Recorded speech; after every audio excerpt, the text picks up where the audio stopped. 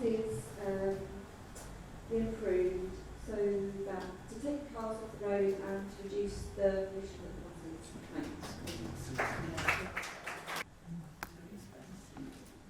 That's a good question. How would... So, the problem is, as we've seen at a meeting recently, one of the big problems in Bath is the traffic that turns up on the school run. That's the problem. So you need to stop the problem. Is it buses? Is it telling people not to do that? Is it getting people out of the cars? Is it making walking? If the buses were affordable and went to where they were, then I would imagine that would start to solve the problem. It seems like such a simple problem to solve, but I have no idea why it can't be done. Certain places in the world have exclusion zones around schools where you can't actually bring your car. I don't see why schools can't do that here. Is it such a dangerous city that we all have to go around in cars? And it's the cost of buses. But my colleague over there knows much more about it and will doubtless tell us in great detail, and I probably will agree with that. Hello. I think this is part of a wider conversation about the provision of schools in Bath anyway. So I was out canvassing a couple of weeks ago and I was standing on Baytree Road, St Mark's School, literally just behind me, and I spoke to a woman who was talking about her son who went to Beechton Cliff and how he could no longer safely cycle to school. And my first thought was, if there's a school there, why is she sending her son completely the other side of the city? Now it's St Mark's and I can't really vouch for it, I'll be honest. But but this does, probe up a question. What is it that people want from their schools? Are all of the schools in Bath providing that so that they don't have to go the other side of the city? Especially in Odddown, we now have empty school buildings that aren't being used. Can they be used to provide provision to stop children in Odddown having to go across the city to other schools? Now, I know the question's about bus provision, but as the lady I've spoken to said, her son used to cycle to school and it's no longer safe. I think a priority is actually making cycling, walking highways, making cycling and walking a far more better option than taking a bus, because we have a child obesity crisis. And these are two of the ways that we can help tackle that as well. Now, I think you mentioned also one of your policies about free transport for under 25s, so I completely agree with that. But I think that's just a tipping point and that needs to go further, that's another point. But on the buses, that's something else. But better school provision, safer cycling and walking.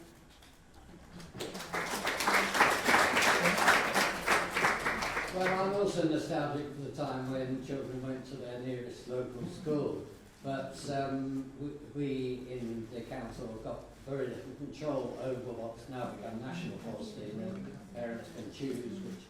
And one effect of that, we've actually had to close, or seen the closure of a school. We've not closed it, but it has been closed, and the effect of that has been children from the south of Bath having to travel right across the city to an alternative school, and that's not at all desirable.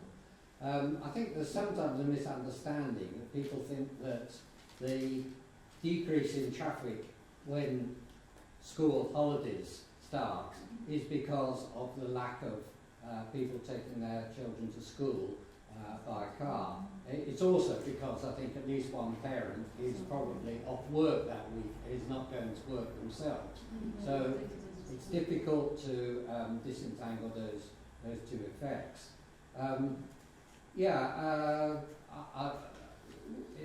Coming back to the fact that this is a Baines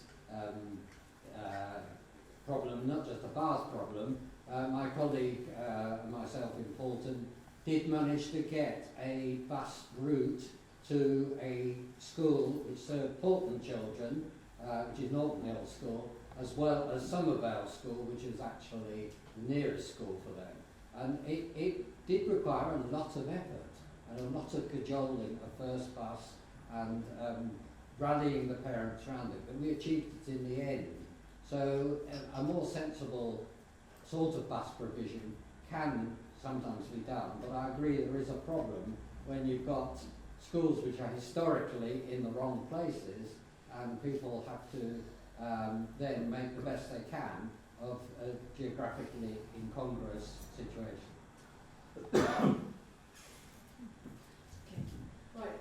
I spent about a year studying how parents take their children to school and why they choose to travel that way.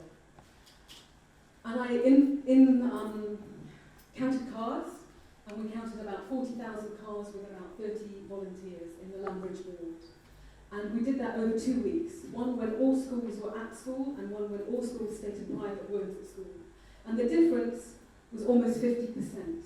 And from that data, we clearly could see that there is a major problem between schools and transport. The other thing that we looked at was buses, particularly in the east of Bath. We have less buses on the east of Bath than any other part of the city. Now, imagine you're 11 years old and you have been given a bus pass. And it's your second or maybe third week of getting the bus to school. And you walk down to the London Road and you get onto the bus. And the bus driver says, no, the bus is full, you can't get on this bus. And the next bus driver that comes along is from a different bus provider. So you're not allowed to get on that bus because your bus ticket doesn't work for that bus. You'll ring your mum up probably on your mobile phone, if you're lucky and you have one, or you'll run home and you'll tell your mum you couldn't get to school that day. Or you'll get to school late and you'll have a detention. Can you imagine how that must feel as an 11-year-old? That's happened to my sons. My sons catch the bus to school. They catch the bus to school between end of November to February. Because it's dark, because it's wet, and because they have to leave the house at 7 o'clock in the morning. The rest of the time, I make them a cycle, and they do cycle from Lambridge to Beecham Cliff. There is not a day when I do not tell them, as they're leaving to get on their bike, that I love them, because I do not think that I will not see them again, alive, because I am so worried about their safety on the roads of Bath. So I do this with a heavy heart, and we have a lot of arguments in the house with my husband and I. He thinks I make the wrong choice, and I think that I'm making the ethical choice. And he's like, your children might die. Okay, so this is how important it is and what the difference is. I know that Mark Shelford knows that I recently contacted him because I try and encourage my children to go along the canal. And they were stopped recently by a woman shouting at them that they shouldn't be there as a cyclist. What? So the reasons that children have a hard time getting to school are awful. And when I actually inquire of other children, because they bring other children into the house and I talk to them, their experiences are terrible. It's not just my children. Many children I meet have awful experiences in this city, and we have not addressed that. And for me, the climate emergency is really important because they are striking. They are striking about their future, and some of them find it just difficult to get across a city to get to school. The other issue that we have in this city is where the schools, not where the schools are, but what type of schools are. So we talk a lot about them getting to schools and what type of, and why they're having to move across the city. What we haven't, and we don't talk about often, is that there are over 4,000 private school children involved. And they get shipped into this city every day from mainly rural areas. And no one is addressing that issue in this city. And it is a major issue. So I feel very passionate about this. I've worked with Sarah Warren. We've presently got a petition going where we're trying to encourage independent transport for all children. And I really believe that if you can make a city available for a child of 8 to cross on their own, you can make a city available to anybody to cross on their own. And that is what we should be working towards.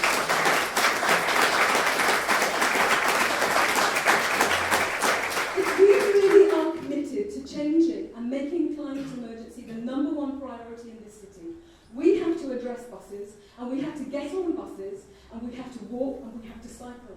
And we have to do that as a community, and we have to do that very quickly. Fantastic.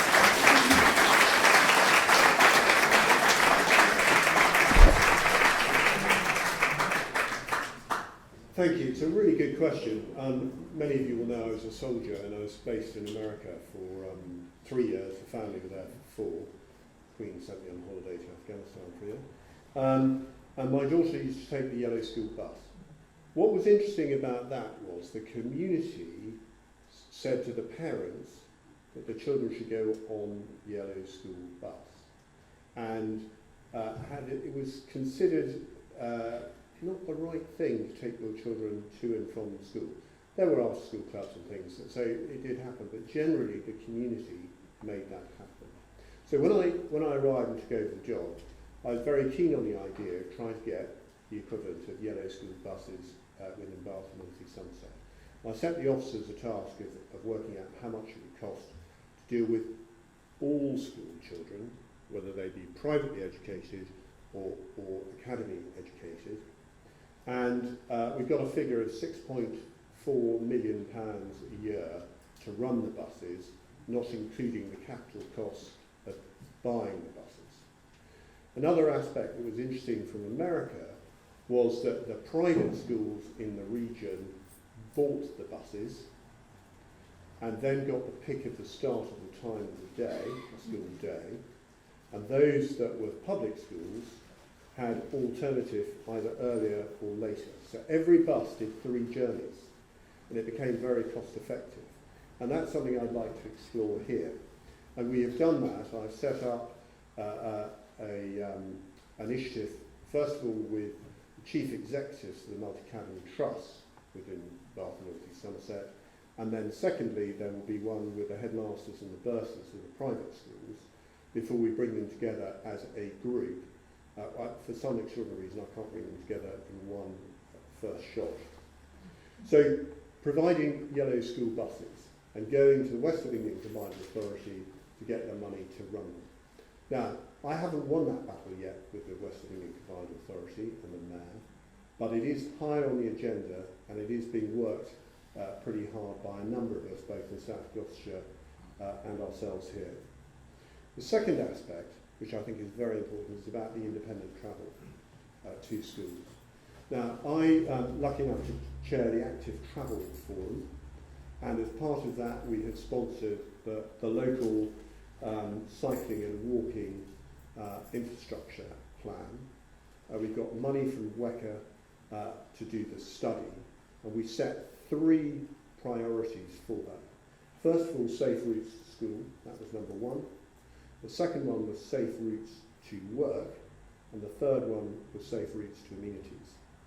Now that sounds so simple and so logical, but we had to push incredibly hard to get that through and make that happen, and it's now has been endorsed by WECA and the Joint Local Transport Plan. So we're going at it from 2 angles. We're going at it from the provision of school buses of some type or other, whether they're yellow, I don't care what colour they are, and then secondly about independent travel. And Councillor John Ball is correct when he says it's difficult to put a finger on the exact percentage change, but it's somewhere between 20 and 30% different change in congestion when schools are on holiday. We've got to go for it. And why we haven't up to now, I do not know. So we have these plans going, and they will develop over the coming year.